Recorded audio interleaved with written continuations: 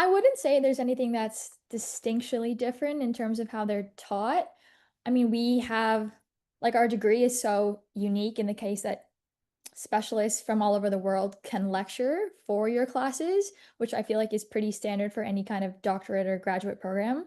But I wouldn't say that the course load is going to be double like what it normally is if you're in like a business or whatever degree or in high school. Like it's a significant improvement to where like that. But aside from that, there's no obvious difference. It's still go to lectures, study, review your material. There's a lot of OSCEs, which are just like handling exams and handling practicals.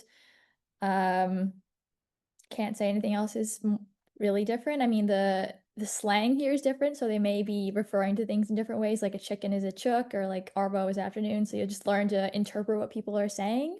But school itself, very standard across the board, not that different from Western.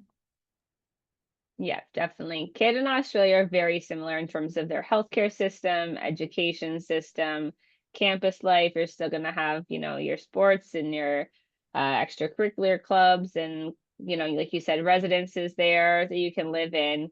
Yeah. Typically, our students from North America really thrive in Australia because it is very similar. I would say it's kind of like Canada, but just like way more laid back and Yes, very laid back. The prettier. culture here is very different in terms of like, yeah, the drinking culture is very interesting and everything like that, but it's so much fun. Like, don't get me wrong, this is such an incredible place to go to university. I've had the best time the last 3 years.